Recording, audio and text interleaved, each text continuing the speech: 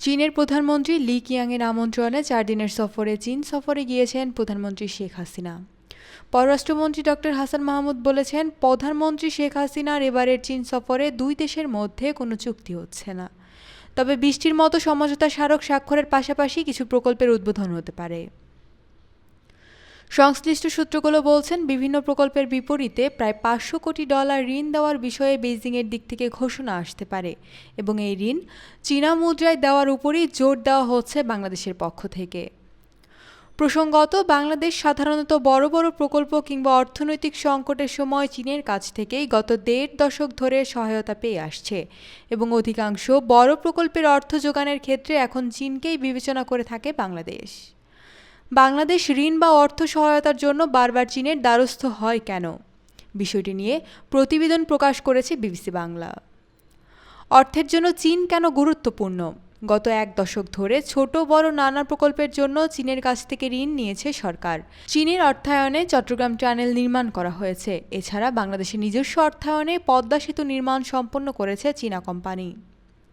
বাংলাদেশের সাবেক পরিকল্পনা মন্ত্রী ও সংসদের পরিকল্পনা মন্ত্রণালয় সম্পর্কিত স্থায়ী কমিটির প্রধান আব্দুল মান্নান বলেছেন, চীনের কাছ থেকে আর্থিক বা প্রকল্পগত সহায়তা চাওয়ার কারণ হলো চীন কখনো অন্যের উপর কিছু চাপিয়ে দেয় না।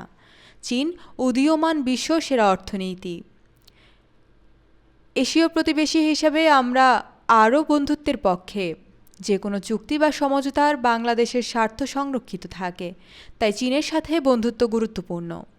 মূলত রাজনৈতিক যোগাযোগ, অর্থনৈতিক সক্ষমতা এবং প্রযুক্তিগত দক্ষতার কারণেই বাংলাদেশ গুরুত্বপূর্ণ প্রকল্পগুলোতে চীনা সহায়তা চেয়ে থাকে।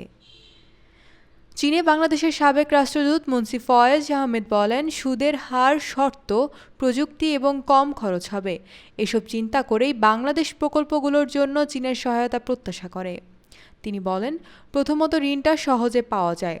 অন্নদাতা সংস্থাগুলোর মতো 2% সুদেই ঋণ দেয় চীন।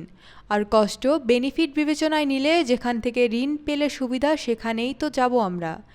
সেজন্যই চীন গুরুত্বপূর্ণ। তাছাড়া দেখতে হবে অর্থ দেওয়ার সক্ষমতা কার আছে, উপকরণের দাম কে কম নিবে। চীনের কাছে যে পরিমাণ উদ্বৃত্ত অর্থ আছে তা আর কারো কাছে নেই। 2008 সালের ডিসেম্বরের নির্বাচনের মাধ্যমে শেখ হাসিনা নেতৃত্বাধীন আওয়ামী লীগ সরকার ক্ষমতায় আসার পর চীন বাংলাদেশের জন্য একক বৃহত্তম ঋণদাতা দেশ। প্রধানমন্ত্রীর এবারের সফরেও একটি মেট্রো রেল রুট সহ আরও কয়েকটি রেলওয়ে প্রকল্প এবং কয়েকটি সেতু নির্মাণ এবং সংস্কারের বিষয়ে সমঝোতা হবে বলে বাংলাদেশ আশা করছে। তবে বহুল আলোচিত তিস্তা প্রকল্পের বিষয়ে পররাষ্ট্রমন্ত্রী বলেছেন, বিষয়টি চীন আলোচনায় নিয়ে আসলে এ নিয়ে আলোচনা হবে।